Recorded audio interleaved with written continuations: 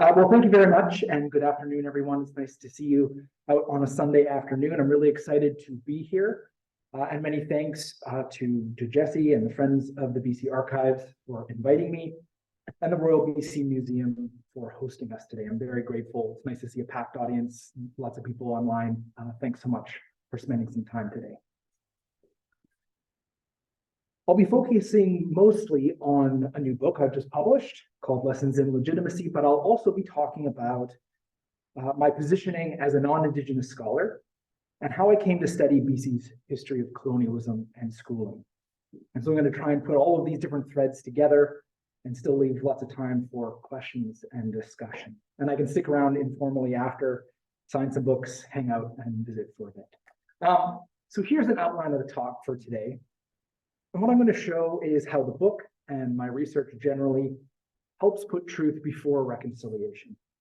As the Truth and Reconciliation Commission, many Indigenous peoples and leaders, including Murray Sinclair, the chair of the TRC, have called for. The need to acknowledge and confront the difficult truth about residential schooling to support the work of survivors is what Coast Salish artist Luke Marston represents on the TRC Bentwood box here on the screen. And this is actually housed in the gathering space of the National Center for Truth and Reconciliation on the University of Manitoba campus, just down from where my office is. So we are still learning the full truth about residential schooling and things like Indian day schools and their ongoing legacies. The TRC's final report and its calls to action are only the beginning of the truth-telling process, not its end, as has been made apparent by recent announcements concerning the location of potential unmarked graves at various former residential school sites across Canada, including in British Columbia, places such as Kamloops, Cranbrook, and others, including this week's announcement by the Stolo Nation in the Fraser Valley. So before Canada rushes reconciliation and leaves the truth behind, we need to first press pause, to really understand the truth, to sit with it, embrace it, evaluate it, and use it to challenge our attitudes and change our actions. All in the effort to create a strong foundation of truth, trust, and justice in these lands as the very precondition for reconciliation. In my talk today, I'm going to provide an overview of my research and explains how it contributes to this process, by better understanding the history of how various kinds of schooling supported settler colonialism here in British Columbia. Before I get into that, I'm going to begin, though, with what is known as a standpoint reflection. That is, by first positioning myself as a white settler scholar, as a non-Indigenous person, and showing how my personal relationship to this work of truth and reconciliation and my efforts to live in a good way are deeply intertwined and form the foundation of my work.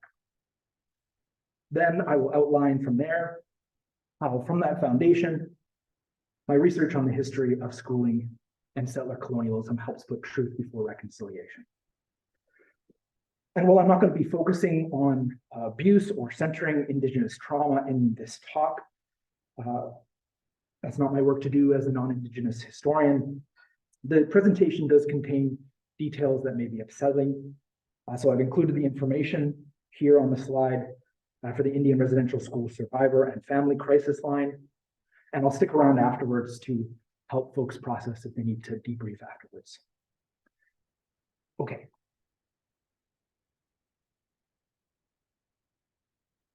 I'm particularly interested in the role of schooling in the making of British Columbia as a colonial society, because this is where I'm from, where I first learned to understand myself and my place in the world. This is Vancouver, British Columbia, many of you will be familiar with, which is the ancestral and unceded territories of the Musqueam, Squamish, and Tsleil-Waututh Coast Salish nations. I'm originally from North Vancouver, here on the North Shore of Burrard Inlet, and I grew up in what is known as Lynn Valley. And just down the hill are 3 different reserves along the North Shore. And the Kitsilano and Musqueam reserves are out towards UBC's Vancouver campus, for those familiar with the city. And this kind of settler colonial spatial organization has shaped much of my life and research interests. My family lived near where the former Squamish Indian Residential School and Day School operated in the Lonsdale area, for those of you familiar, between the 1890s and the 1970s, okay? And I passed by those sites many times without knowing about the history and ongoing legacies of those schools. I understood nothing about how settler colonialism more broadly created my home very recently and provided me with a number of privileges that profoundly shaped my life that I mostly took for granted. I did not think critically about my experience growing up as a settler until I attended university, where I took courses on the history of Indigenous peoples in British Columbia at Simon Fraser University. These courses and conversations with Indigenous students and professors helped me understand how much of what I had learned, formally and informally, justified colonization and normalized the creation and ongoing maintenance of British Columbia's settler capitalist society as commonsensical. As I began to question these lessons in legitimacy, I committed myself to a decolonizing practice of learning how to unlearn and relearn how to live in a better way. As well, at the same time, I learned more about the history and ongoing legacy of Canada's Indian residential school system in particular from a new family member, Patrick, my father-in-law, a Kwakwaka'wakw survivor of the St. Michael's Residential School at Alert Bay, off the northern part of Vancouver Island. And through our conversations, I understood more about the nature of schooling in colonial settings, such as British Columbia. I realized it played a destructive and creative role, to borrow from anti-colonial writer Albert Memmi, in our respective lives, and prepared Patrick and I to take up very different positions in society. As a result, I wanted to research the origins of state schooling for Indigenous and non-Indigenous people, and figure out what its role was in supporting the making of British Columbia. After many conversations about his experiences, Patrick gifted me a sacred bundle, including an eagle feather, which is a symbol of truth and leadership, and asked me to learn more about this history for our family, but also to share with others. But the gift was also a responsibility, and it came with the expectation of ongoing reciprocity. Patrick wanted me to share what I learned with others, to help put truth before reconciliation, to support survivors, such as himself, and create pathways for healing and justice. And I agreed. And over the past 15 years, I've worked to honor that relationship and responsibility. And I've devoted my scholarly research to better understand the ways in which different kinds of schooling for Indigenous and non-Indigenous people like Patrick and I played complementary roles in supporting settler colonialism and the building of British Columbia. So my goal has been to understand the truth about that relationship between schooling and colonialism, to create new possibilities, to improve Indigenous settler relations, and help contribute to the process of reconciliation. So my research contributes to this process in a number of ways. So let me now explain.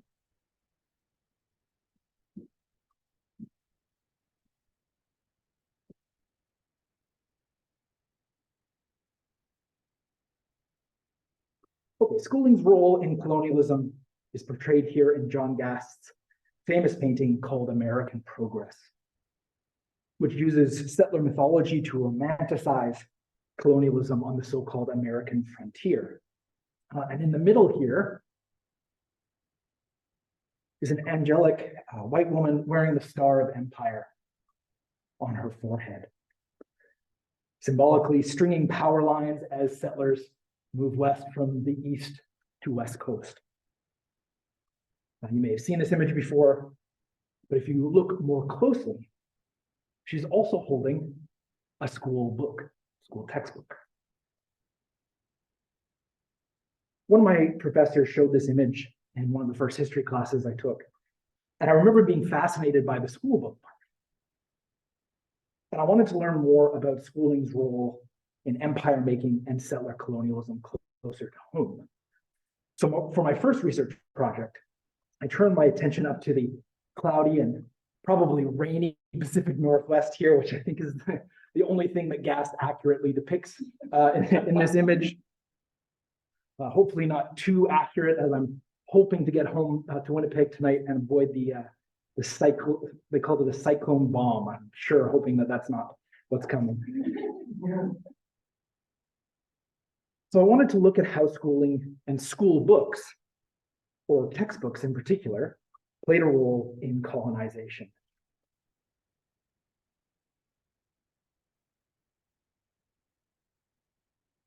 This project was a detailed examination of how Indigenous people were represented in high school history textbooks, authorized for use in British Columbia public schools between 1920 and 1970.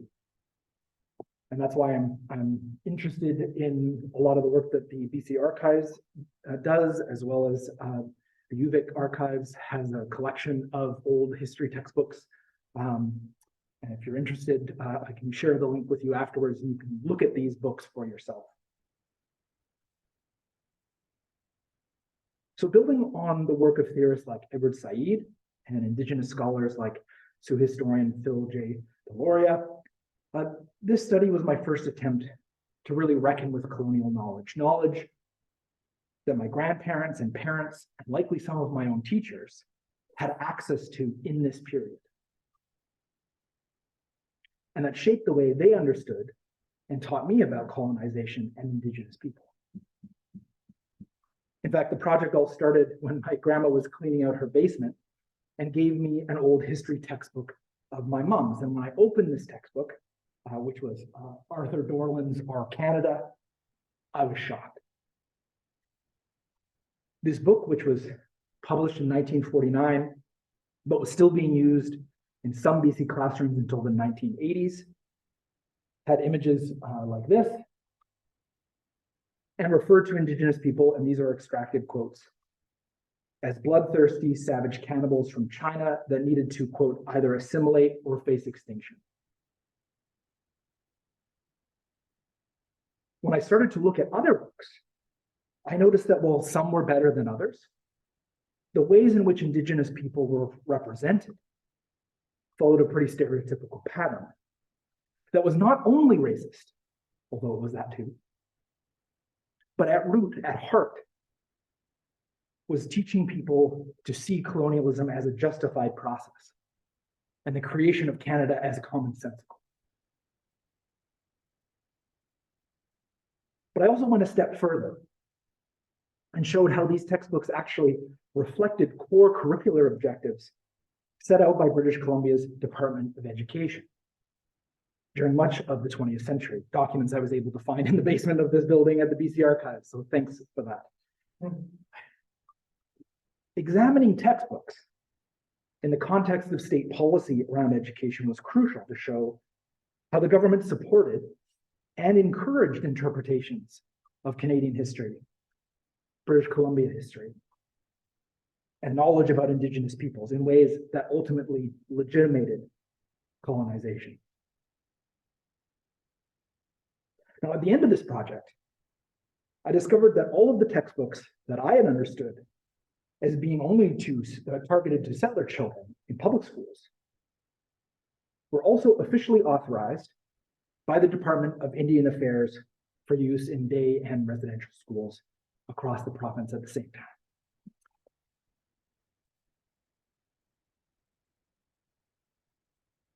And this finding really challenged me to think about how schooling for both Indigenous and non-Indigenous people, well, of course, very different, as I'll explain, overlapped in significant ways, and at core, shared a common goal of transforming Indigenous and non-Indigenous peoples through education into what Albert Memmi calls the colonizer and the colonized, to support the overall creation and maintenance of a colonial society. Much of this is learned in schools. And my work since has been trying to better understand this process more broadly. And this has been the focus of my major research project to date.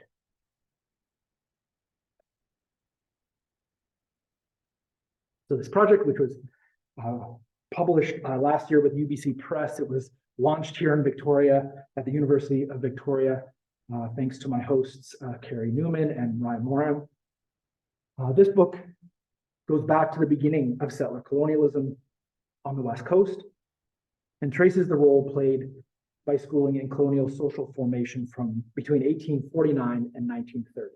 So I understood the 1920 to 70 part. Now I wanted to go back to the origins. As Laura mentioned, the book royalties are being donated to the Indian Residential School Survivor Society. The museum has a number of copies here for purchase if you're interested. And this book uses archival research, again, much of it from here at the BC Archives, thanks to Kellyanne and the team.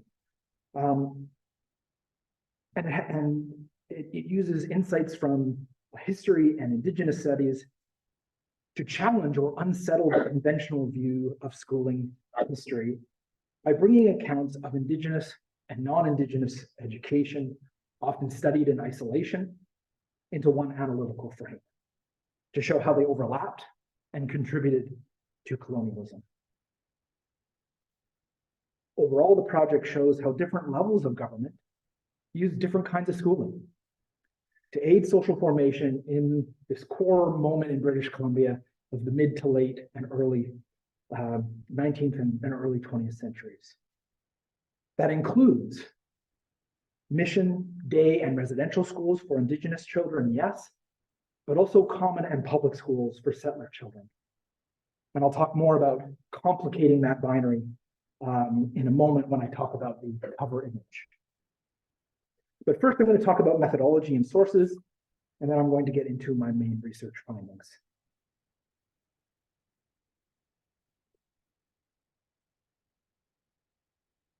Interpreting causality and tracing the contours of change over time are central to my research as a historian. But so too is decolonizing methodology. Métis political scientist Adam Gowdery argues that research on Indigenous peoples is often an extractive process that tends to reproduce tired colonial narratives that justify occupation and oppression. Maori scholar Linda Tuai Smith argues much the same, and as a countermeasure, outlines a number of projects for researchers that emphasize relationships, responsibility, respect, and reciprocity. Though sometimes this is challenging to do in historical work, I engage many of these projects. And I just want to pause on one, reading, and reflect on how it relates to my historical practice. So I take the project of reading against the colonial grain to critically interrogate archival records seriously. And I use this to read sources against the grain that I use in this project. In the British Columbia context, historians such as Secwepemc scholar Sarah Nichol, UVic professor John Lutz, argue that the archival record is suspect and largely privileges settler conceptualizations of history. As such, Indigenous people, if they appear at all in the archives, are often depicted in ways that rationalize colonial power. So when we use them and we just assume that they're telling us the truth, we reproduce that logic. But we don't need to do that. Instead, I aim to consult archival sources in ways that, while certainly not free from the confines of colonial power, at least challenge colonial common sense and the erasure of Indigenous peoples and perspectives on the past to create space for new knowledge. Historians Mary Ellen Kellum and Keith Smith's recent collection, a book called Talking Back to the Indian Act, outlines a number of critical questions reproduced on the slide here, questions that we can ask when reading colonial archival sources against the grain that I use in my research. Who is producing these records, for what purpose? And And in this way, Lessons in Legitimacy draws on and reads a range of archival sources against the grain, including public school and Indian affairs annual reports, previously neglected public school records and colonial office correspondence, educational materials such as textbooks and curriculum documents, and thousands of newly digitized school files related to the creation and administration of mission, day, and residential schools in British Columbia. And I also include Indigenous autobiographies and memoirs by people like Simon Baker and Bev Sellers that speak back to the sources of this period. But I mostly try to focus on what I felt was appropriate for me to tell, which is really focusing on the church and state's role in devising, deploying, and defending colonial school systems over an 80-year time period to support the truth-telling process initiated by survivors. So that's my methodology, and I think there are a number of contributions or lessons to be learned from this book that I'm going to explain now.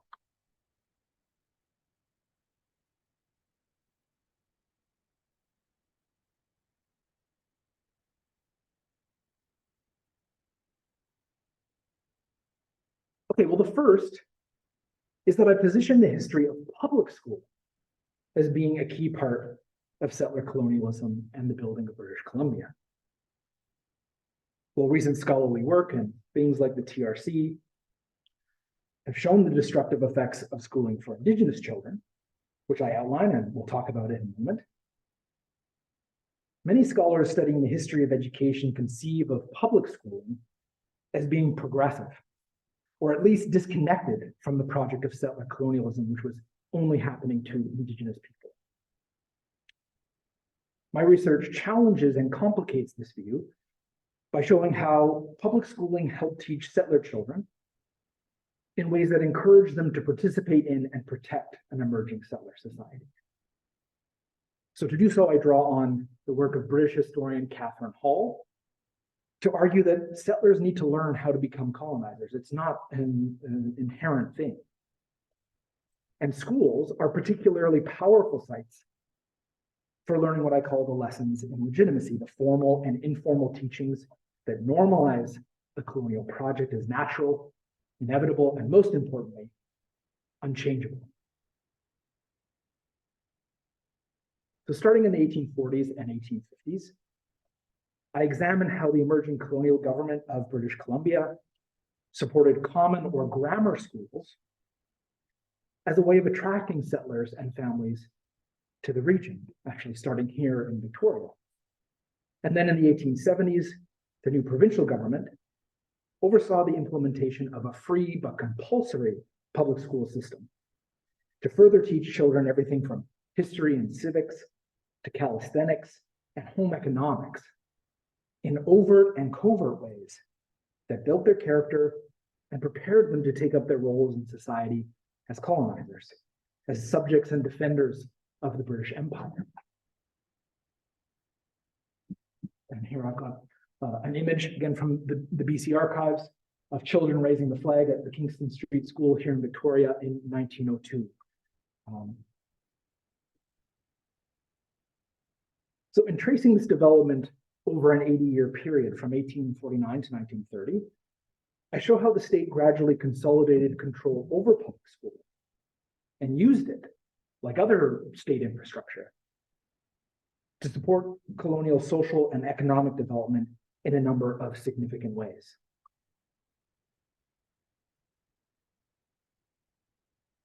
As well, I show how public schooling in British Columbia was largely paid for by dispossessing Indigenous people of their land. We sometimes think of colonialism as one thing, schooling as another. I try and connect the dots and show how they fed one another. So just a couple of examples. In the 1850s, Britain simply asserted sovereignty over what became the colony of British Columbia. Then the province of British Columbia refused to sign treaties with Indigenous nations, as was done in other parts of the country, notably the prairies. As a result, much of British Columbia's land base was and remains stolen, unceded land that they just simply claimed by declaration. During the early period of colonial settlement, and in an effort to attract and retain colonists and their families, state officials often reserved free plots of land to be used for the construction of schools, again, as an inducement for people to come to this part of the world. And then property taxes were then introduced to help pay for increasing schooling costs. So you can see the scheme that's going on here. Stolen Indigenous land thus underwrote the expansion and maintenance of the public school system in British Columbia. That's where they got the money from.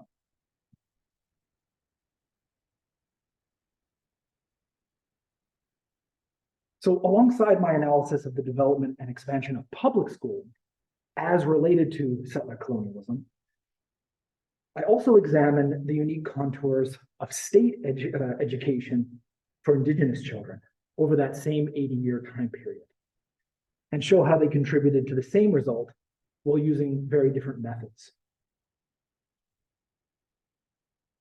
So one issue with the existing research on residential schools in particular is that much of it is national in scope or focus.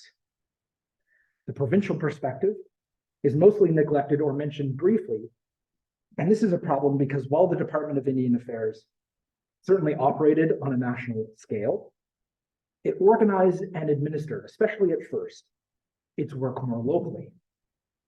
So much can be learned from looking at this history in a more local frame. And I'm just going to focus on some of the more notable findings in this regard. So many scholars study the connection between church, state, and education for Indigenous peoples as emerging in the 1880s and 1890s.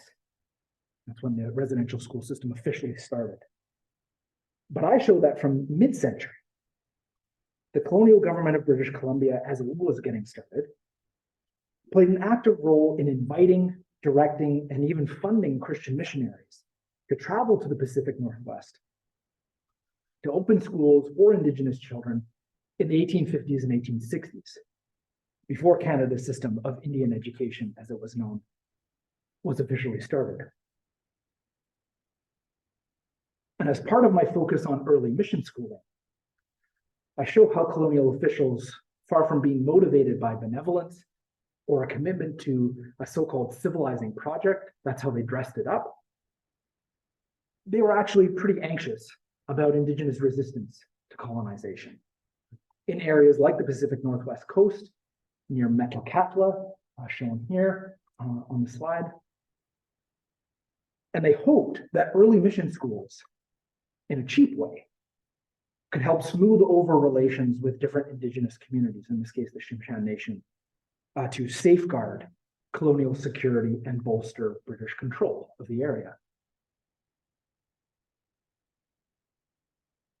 I then extend this finding to the origins of the first residential schools in the province. In fact, Metlakatla here becomes the first in 1888 to 89, after first having been established as a mission school in the 1860s.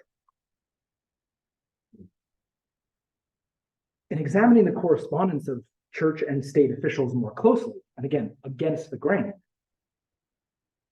I discovered a continuity between old and new schooling initiatives. And actually, the selection of sites for British Columbia's first residential schools had more to do with trying to undercut local Indigenous authority and undermine strongholds of resistance to support colonization in the province. They didn't just willy-nilly look at a map and choose a couple of locations. They chose those locations strategically. So Metlakatla, Cooper Island here off the east coast of Vancouver Island, and Cranbrook in the Kootenay region were all known in the 1870s and 1880s as sites of Indigenous resistance to colonial policy and to the lack of treaties and land rights. And that's where the DIA chose to open and fund the first schools in the Pacific province. In fact, the Cranbrook School here first opened in an old Northwest Mounted Police barracks established to contain a growing resistance movement in the Kootenay region in the 1880s. And when the police left, missionaries took it over and then eventually built a bigger school that still stands today. In short, these first schools were created not just to educate or even assimilate Indigenous peoples, but to school them as part of the process of trying to check Indigenous power to help facilitate the building of British Columbia and Canada as a settler society. I was also able to move beyond the usual DIA, Department of Indian Affairs records, and get into some of the correspondence from that period that allowed me to get a better glimpse at the conditions of these early residential schools in British Columbia specifically, as reported by or to department officials. And this allowed me to see the very clear problems with the schools right from the start, which again, I'm not going to outline in detail today, but the problems are remarked upon from the beginning, notably by Indigenous parents and students, and even some school staff, which challenges this idea that no criticisms of the system existed of the time or at the time. And what's perhaps most fascinating about my findings in this regard are the various examples of resistance to these schools early on that I uncovered by Indigenous students and parents, again, from the beginning, ranging from running away to student strikes and even parent boycotts. To many students, organizing to burn down their schools. In fact, as I explain in one part of the book, on Vancouver Island in 1916-17, there was an arson outbreak where 3 different schools were burned and 2 more were attempted. So I'm able for the first time to sketch and map these different local cultures of resistance over a long period of time and show how they can be understood as a form of what Anishinaabe scholar Gerald Visner calls survivance, or a mixture of resistance and creative survival tactics. If we understand it that way, instead of how principles sought, which is bad behavior, we can start to understand what's going on there quite differently.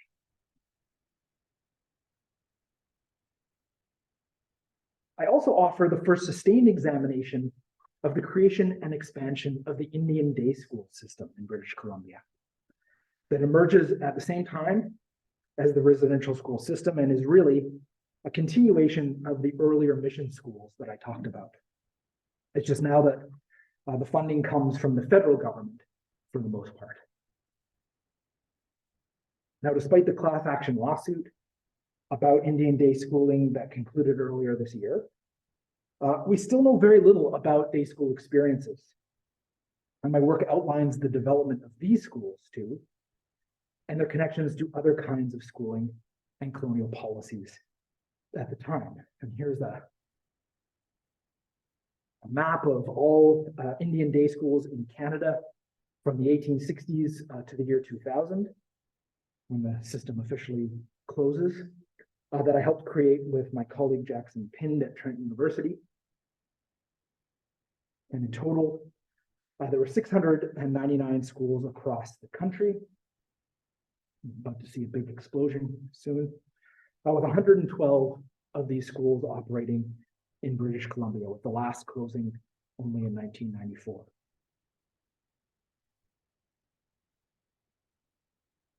Like residential schools, day schools were partially funded by the federal government and run and administered by different Christian churches. So same model as the residential school system. The goal of undercutting and delegitimizing Indigenous lifeways to support colonization and nation building was the same as residential schooling. But the big difference was that day schools were usually located on reserve, and children could return to their families after school. That proximity, however, was why the government and church officials preferred the residential school system, because they could more effectively separate children from their communities. But the day school system was seen as sort of a stopgap measure. Residential schools were very expensive. The number of children that could be sent to these institutions was low. So the day school system was sort of a complementary system that was established. And while it is tempting to think of day schools as less severe because kids could go home at night, some of my research shows that similar issues of abuse, sickness, and death pervaded that system as well.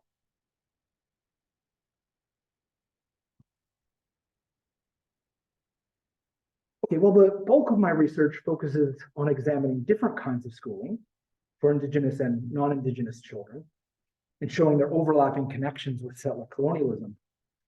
I also ended up discovering that the lines separating or segregating schooling in British Columbia were actually often blurred, broken, and challenged in everyday educational life.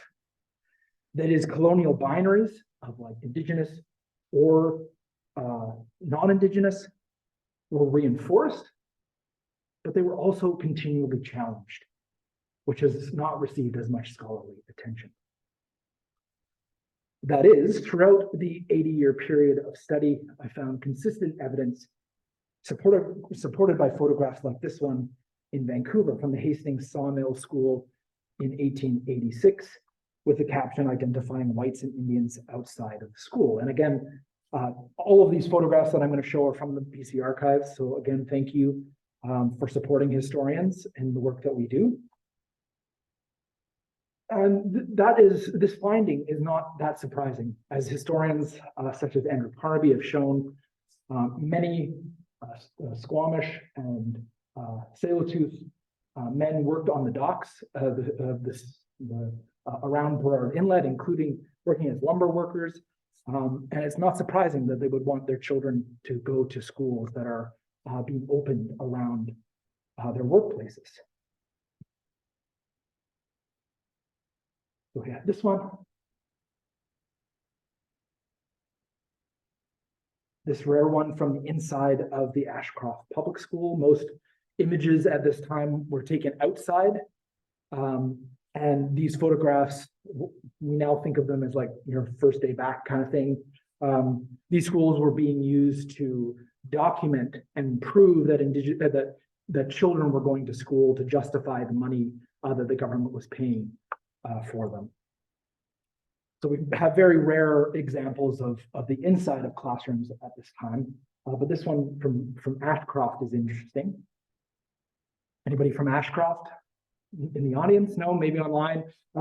Ashcroft is interesting. After the building of the CPR, many Chinese rail workers settled in the nearby Indigenous community due to racism from the white community, and they established partnerships with the local First Nation. And it's then unsurprising that some of their children who would have been seen by the government as being non-Indigenous, especially if the father was Chinese, would have gone to the public school. Okay, and others, such as these images from 1910 and 1911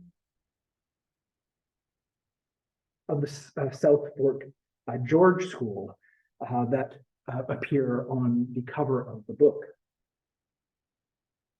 And though we need to be careful with colonial photographs as sources, Deloria suggests that we can also read them as windows of opportunity into what he calls Indians in unexpected places that can challenge assumed narratives and contribute to Indigenous erasure. So in British Columbia, I found significant evidence that Indigenous children not only attended public schools like this one, but were often encouraged to attend by parents, teachers, and even state officials, including archival documents found here in the BC archives, right from the Minister of Education, as well as the Department of Indian Affairs agreeing to this, when schooling is generally thought to be strictly segregated.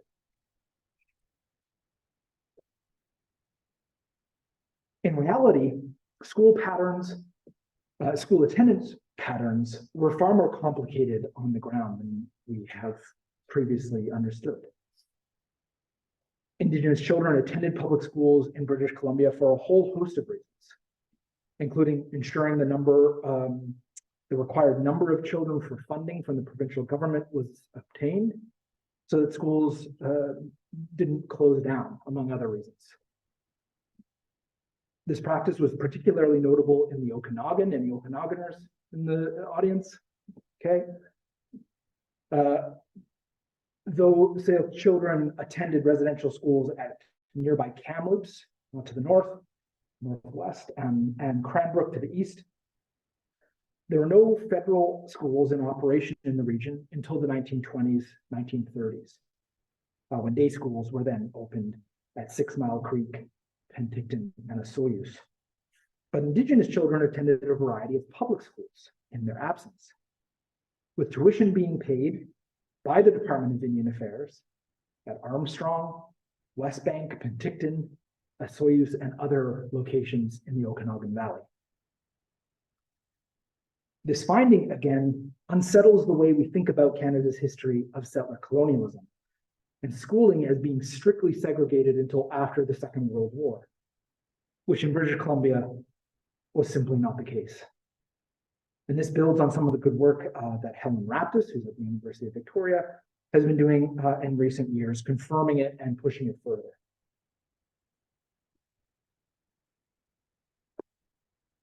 As well, many school officials in British Columbia moved between educational spheres. Residential school principals sat on public school boards.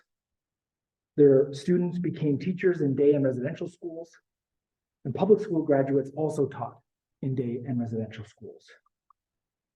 As a case in point, Israel Wood Powell here, a doctor and early advocate for public schooling in 1860s Victoria, served as BC's first superintendent of education. So he goes from being a politician, a doctor, advocating for free public schooling, to then serving as the superintendent of Indian Affairs, working with the Department of Indian Affairs. And Powell uses his position to lobby the Department of Indian Affairs to create new Indian day schools and Indian residential schools in the province. In fact, a fun fact, he was appointed to this position by Sir John A. Macdonald, okay? They were close friends, and Macdonald actually said, if you're going to take up this position, we should also name you as the chief of the militia, as this would give him a greater air of authority dealing with Indigenous communities. And he took his job very seriously and pushed paper in his military outfit, going to the office every day. Later in the early 1900s is another example. Here are the complexity. R.H. Carnes served as first a public school teacher, then as the principal of the Cocolitsa Indian Residential School at Chilliwack, and then going back to work for the Department of Indian Affairs as the province's school inspector for British Columbia. So again, showing those overlapping connections.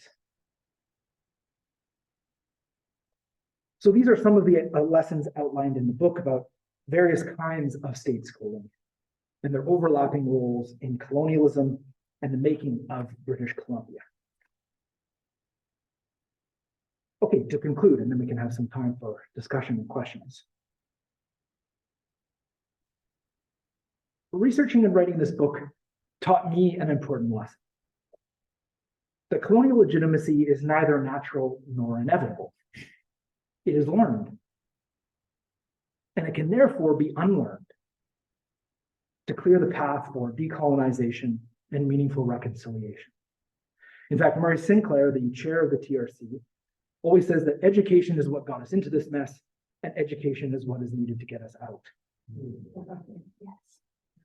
In heeding the calls of the TRC and leaders like Sinclair, I believe that we all have much to gain from continuing to put truth before reconciliation. And I hope that this book and my work generally can play a small role in this important work. Thank you very much for listening, and I'd be happy to answer your questions.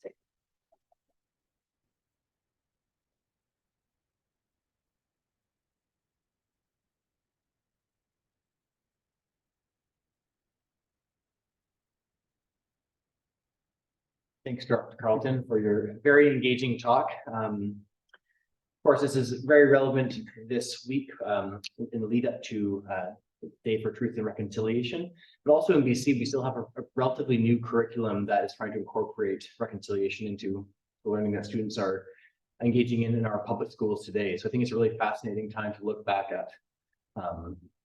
at this history and what we've learned and how we might be trying to unlearn it and perhaps ways to do that better. So thank you for your talk and for traveling all the way out here to be here.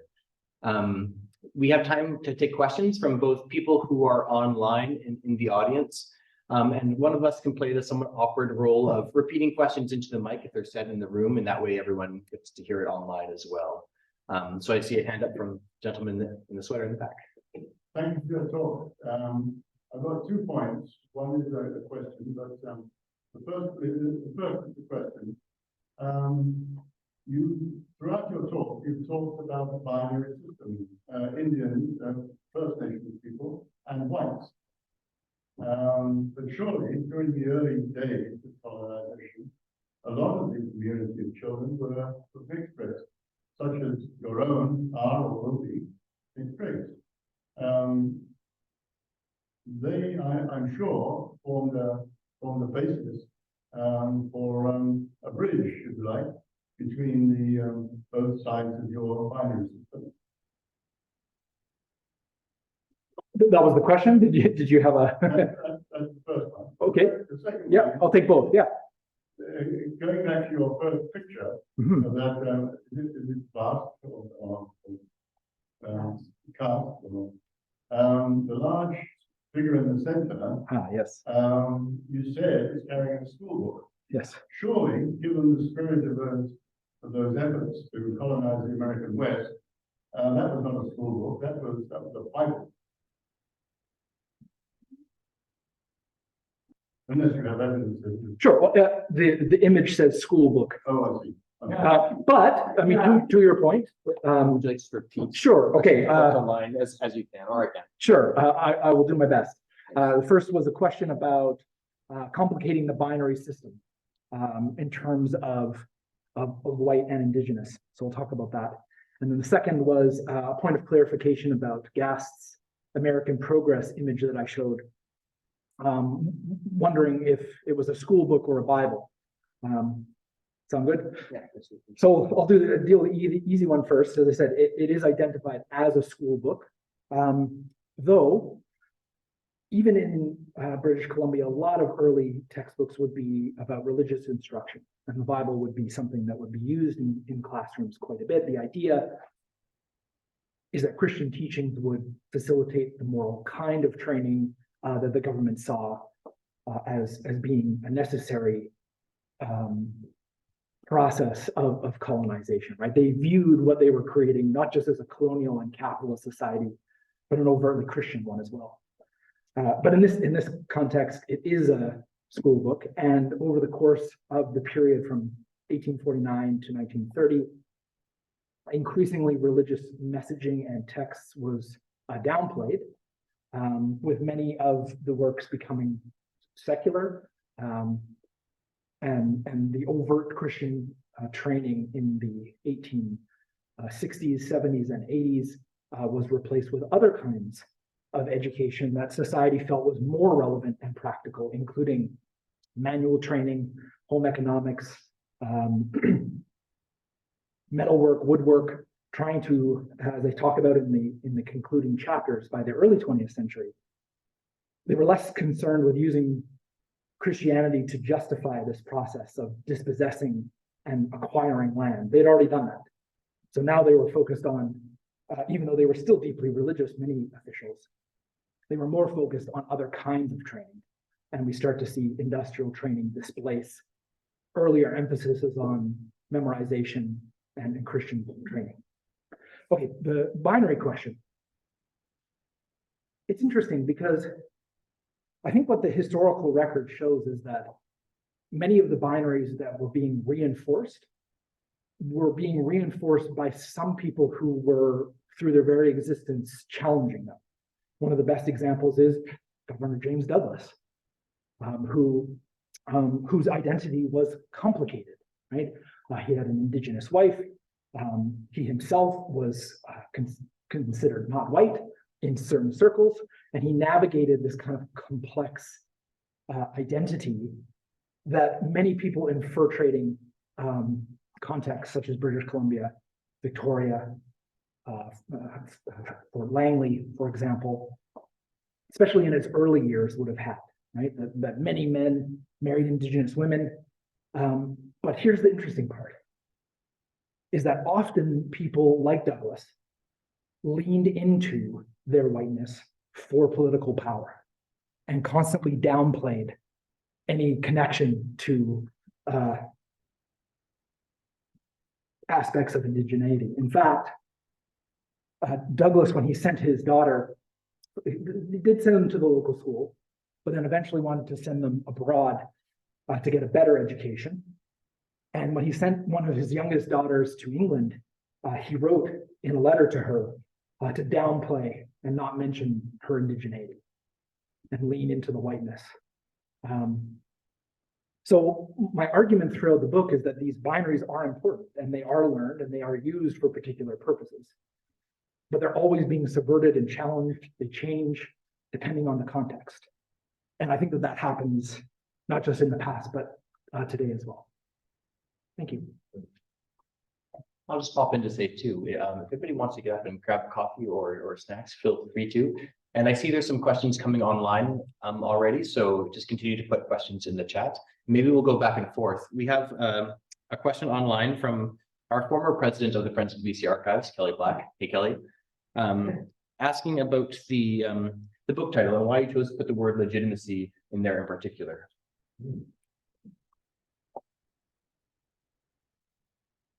Hi, Kelly. Thanks for joining us. Hope you're comfy. And please, yes, as a big fan of snacks, please, there's brownies and muffins and coffee. Please indulge. The title. A couple of things about the title. One of the books that perhaps most impacted me in my training is a book by Albert Memmi, which I referenced a couple of times in the talk, called The Colonizer and the Colonized. If you're interested, sir, in the back, this book is a psychological profile of how people are transformed into these binaries in colonial settings. And one of the things that Memmi does is he focuses for non-Indigenous people, the ways in which they are taught that their existence is legitimate. How do you legitimize going to a new place, thieving, robbing, and creating new societies on top of already existing societies? And he has a really fascinating explanation of how people do that. They do that through a variety of kinds of teachings. Yes, in the classroom, but also in society as a whole. The way that they consume art, the way that they produce literature, the way that they write history, all teaches people these lessons in legitimacy, that you're good to be here. You're uplifting this area. And so he argues that colonizers are always confronted by this idea of a crisis of legitimacy. What entitles me to live here? And they use all sorts of tricks and trades to convince themselves that my existence here is legitimate. This is my native land too, even though it is not, clearly. And so I'm drawing a lot on Memmi's understanding of the ways in which non-Indigenous people legitimize, not just one time, but are continually trying to legitimize their existence. And I'm drawing also on education literature. Kazim Backus has a book called, let me get it twisted here, Education as Legitimacy, as in for legitimacy. That was his title. And it looks at schooling in the West Indies. And again, it deals with this idea of how do you teach people you're trying to oppress that their oppression is natural and inevitable and even a good thing. And so I kind of combine those two pieces, the Memmi piece about how non-Indigenous people do this, and also education scholars who have looked at education for the colonized and how that seeks to teach legitimacy. and then connecting it back to my own feelings of, let me just kind of go back. Nope. Of looking at that picture of Vancouver and figuring out, how did this happen? And who benefits most from it continuing to happen in the ways that it does? And thinking about how my own kind of teaching assumed a sort of normalness to this. But then when you understand it very much as not being normal and continuously being in creation, you think, who benefits most from it continuing to work this way? Those are the uncomfortable questions that we are asking here in British Columbia, but also in Canada and around the world today. And I think that the book is trying to get to that very last point that I talked about, which is, I learned that all of this is learned. But because it's learned, that's the hopeful part. I'm an optimist at heart. It can be unlearned. And we can figure out different ways to relate to one another. This is not an inevitable way of relating to one another. And so I wanted to emphasize that in the title and make sure that that was very clear. So thanks, Kelly. A question from the group. Let's go ahead. What is the something from the Vatican that made colonization legitimate? Yeah, good question. So the question was talking about something from the Vatican, also sort of justifying or normalizing colonialism as natural. And you're referring to things like the doctrine of discovery and papal bulls that essentially said, Christians go forth and colonize and conquer and bring as many people into Christianity as possible. And this goes back to my first response, which is that Christianity, played a particular role in legitimizing colonization in these ways. If we understand not just Indian day schools and Indian residential schools, which were run by Christian officials, we think about the religious training, at least at the beginning of the public school system, we can see how Christianity becomes part of the toolkit of legitimizing this process, of using a particular way of understanding the world as a tool. And, I think there's a lot in the book that explains the consequences of those doctrines and those papal bulls, which, are still, I think those ideas of legitimacy are still with us. And we still have to try and challenge them, including, not to be too controversial, but including, working with churches now to make their records from residential schools publicly available. They said they were going to do that after Kamloops.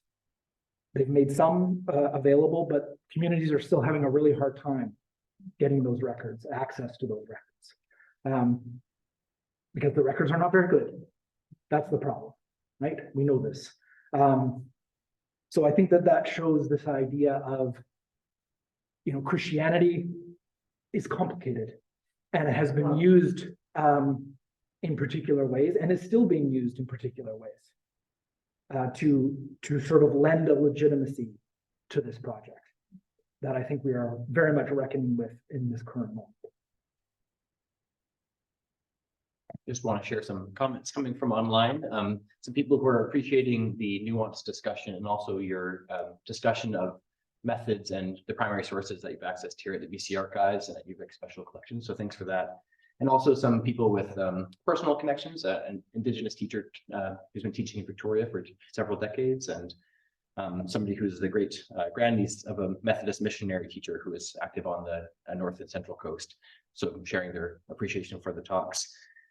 We have another question from online from a UBC faculty member who's working with a collective that's examining BC University's complicity in Indian residential schools. Scribble some notes. Yeah, of course. And so the question here is, did you find anything particular about the role of universities in enabling or participating in the Indian residential school system? Okay, well, thanks so much for that question. First, For those of you joining us online, thanks for spending some time with us this afternoon. I appreciate your comments. Universities, good question. So I didn't grab the name, but you abstract person out there. So I was confronted early on in the project because originally I wanted to include post-secondary in the book. And I realized that I just had too much, and I decided to focus on sort of what we now understand as K-12 and think about universities as a separate project. However, I did lots of research on universities' complicity in colonialism, and there are references to, for example, the creation of UBC on Musqueam territory, and the ways in which public schooling needs to be understood broadly, and that the university needs to be understood as an outgrowth of this. And I think about this sometimes at the University of Manitoba, where the connection between post-secondary and colonialism is very obvious. It was one of the first schools, if not the first university established on the prairies. It was originally religious colleges that were training religious officials to then go and work in residential schools and day schools. And then it amalgamates and is created as a provincial university in 1877. So a full 30 years or more before the creation of British Columbia's provincial university. And I think that we need to understand not just universities today, but the historical connection between this. Is, think about it. It's like, I'm sitting there in this old building. I teach in a building established in 1910. It's part of the agricultural college. It's beautiful, but complicated, because people were coming to that university to be trained in particular roles that would help build Canada as a colonial country. How do you farm in an area that you've only recently acquired through conflict? And so that's the kind of understated nature of everything, right? That you go to university, we need doctors, we need lawyers, we need health professionals, we need educators, but we are being trained at the university to play roles that still ensure the maintenance of the society functions. And so I think it's easy, to let post-secondary off the hook in this case, but I think there's a lot of research that is looking at the ways in which universities, from their funding to what they were teaching and who was there, that these need to be understood as post-secondary lessons in legitimacy. So I hope that answers your question, and please be in touch, because I got lots of research that never got used for the project. And if you'd like to figure out a way to kind of complicate the origins of universities, I'd happily contribute. Okay, other questions, thoughts, comments? Sure. As a member of your audience and as a retired teacher, I really enjoyed your presentation. Thank you very much. Thank you. And I did not teach during the time period that I referred to. Nevertheless, I'm not exactly, I guess, in the vanguard of current historical thought. And when I saw you had described yourself as a settler historian, I wondered if that was a description of your subject matter or your own background. And then I thought, whatever the answer to that question might be, why is it necessary to put in a descriptor that is also a limiter of your work as a historian? Yeah, thank you. Thank you very much for your question, and thanks for coming today. How to approach this matter of, oh yes, of course. Sorry, the question from the floor was about my positioning as a settler, and whether this is a limiting way of understanding myself and this history. Here's the way that I'll approach this: is that I don't think that the identification of myself as a settler is a limitation. I think it is a way of opening possibilities to understand, reflect on my own relationship to these lands as someone whose family came very recently. Like, we think 100 years is old, but in the context of the millennia right, of human existence in these lands, it's like a blip. And so, my family came from Ireland, right? And became unwilling participants in the colonial project, first in the prairies, and then moving out to the West Coast, including Victoria in the 1910s. And so I think I politely challenge this idea that identifying as a settler is a limitation. I think not doing it normalizes a whole host of complicated relationships that non-Indigenous people have here. It's part of the legitimacy. And identifying it overtly is part of the unsettling of that. And thinking, okay, what do we do with that?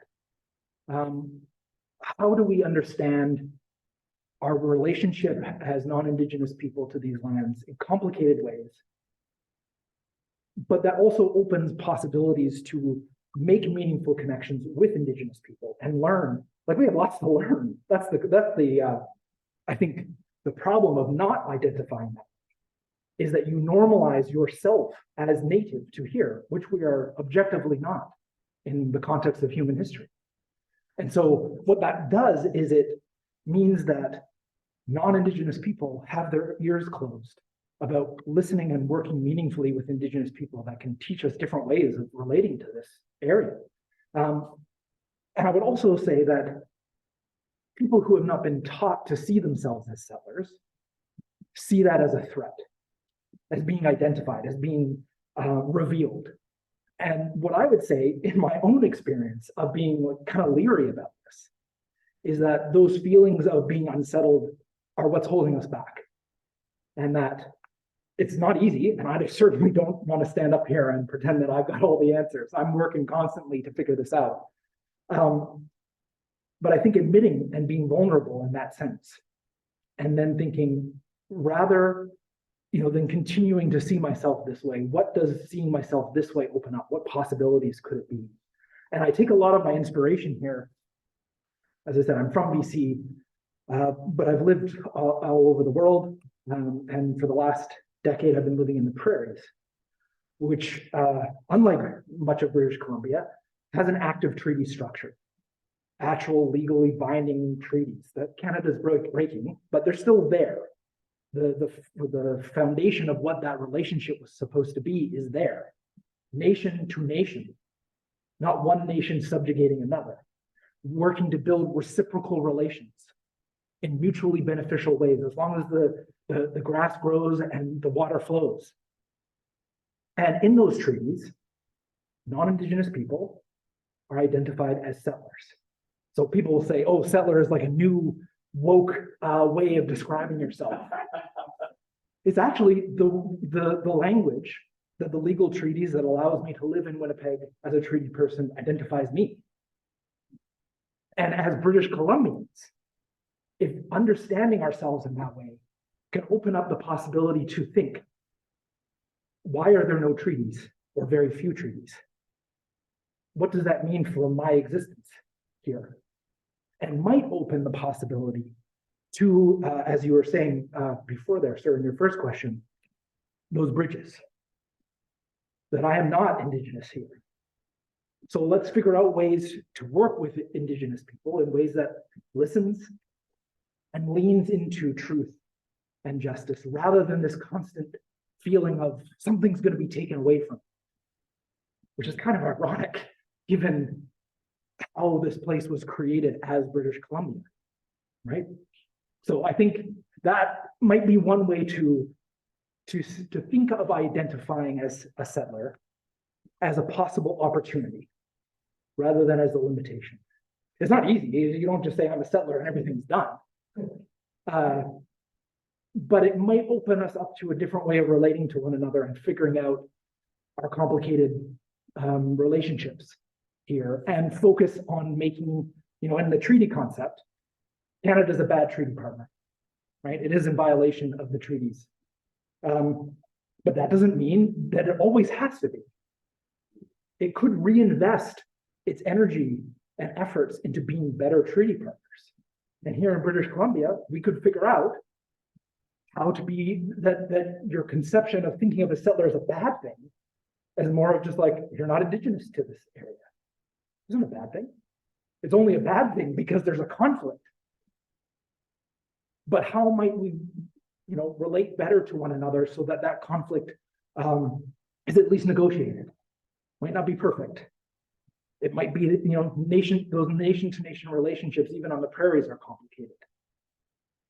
But I think it's an opportunity in this moment to reorient ourselves as non-Indigenous people and create better relationships. But thanks for the question.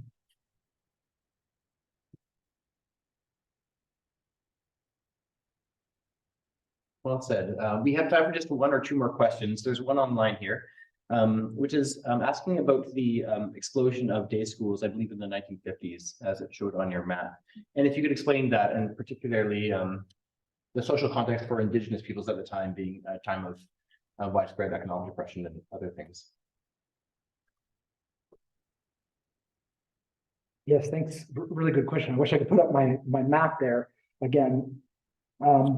But to repeat, if you take a look at it, and it's online, so I can share the link with you if you want to use it in your classrooms and to show it to people. You'll see that day schools really explode after the Second World War. And this is, how to describe it? There's a couple of things going on here. I'll just focus on British Columbia as the example. The first is that the Indigenous parents and students that I try to uplift in my book here, by the 30s and 40s, their critiques of the Indian residential school system were gaining greater traction. There were more religious officials who, after 4 decades of parents saying, this is not what we signed up for, this is not what we want, there are problems with the system. That the residential school system also was very expensive.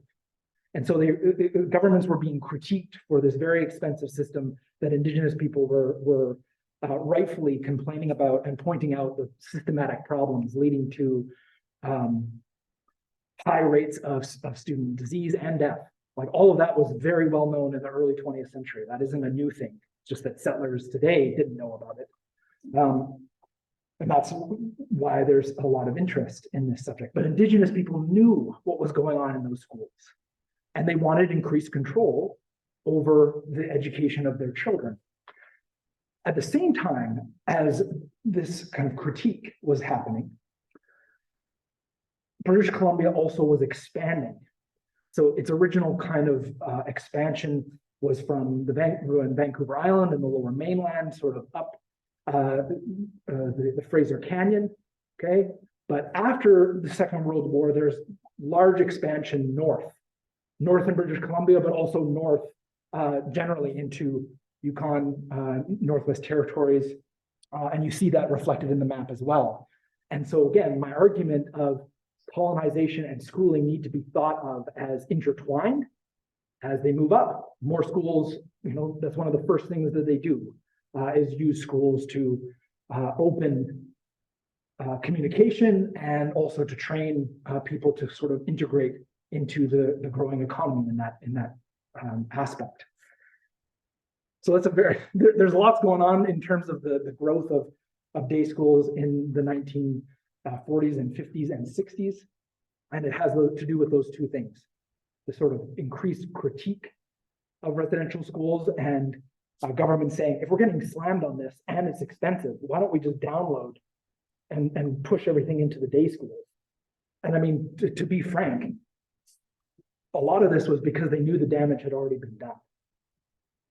And they knew that disruption of Indigenous lifeways had many parts, that the undermining was there, and that they could then use other forms of schooling, yes, day schools, but also we get the 60s scoop, we get other kinds of incarceration.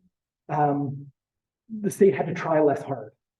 And that's why we see a sort of de-emphasis on the more overt carceral element of the residential school system to other kinds of social control that were less expensive, in part. Thanks for your question. We have time for one more question. Is there anybody in-house? Yes, go ahead. Thank you so much for the talk. I guess two-part question. There's more children now in social services, the Ministry of Children and Family Development, than actually at the height of residential schools. So it speaks to, I think, the systematic that you're speaking to. So very curious if there's a dismantling amongst institutions, if you will, and whether leadership on the ground of sovereignty within the nations, whether you're seeing more of that, which leads to reconciliatory action, as important as historical is. And I really applaud that, and thank you so much. But the actual, what's happening today is as crucial. Yeah, thank you so much. I'll repeat the question. Comment about more Indigenous children today are in care in the hands of the state than even at the height of the residential school system in the 40s and 50s. And whether, you know, I'm attuned to the sort of legacies, the ongoing legacies of these kinds of systems. And of course, my piece has been that sometimes we focus on the present and we think it's just one bad policy, one bad person. And what I was trying to do in the book is give people an understanding of how the foundation is flawed, which then can help people understand this isn't about electing the right person. It's not about getting the right teacher in the school. There's something about the system and the way that it is operating that marginalizes Indigenous people and voices and perspectives that creates these problems. It's just that the transfer from the Department of Indian Affairs control of residential schools to other kinds of incarcerated, it was really just trying to offload responsibility onto the provinces. That has been one of the things that we've seen in the post-Second World War II period of pushing colonial policies onto the jurisdiction of the provinces. So I think that absolutely needs to be reckoned with. And we also, as I'm saying, public schools and day and residential schools need to be understood as intertangled. I think these other institutions, health, justice, need to be also understood as playing particular kinds of roles of both legitimizing and maintaining Canada's colonial and capitalist society in the ways that benefits disproportionately non-Indigenous people. And I'll just cite one example from where I live now in Treaty 1 territory. Peguis Nation has worked very hard to gain sovereignty over the process of child welfare. And I think it's complicated. I don't know all the answers and the ins and outs, but I do know that what they are saying is that they want control over their children. And I think that's something that the Canadian state for over 100 years has been very leery, because they want that influence in different kinds of ways, in the classroom and outside. And I think that that's part of this ongoing kind of renegotiation of what life here looks like. I think is looking at these institutions and their ongoing legacies and figuring out how can we do better.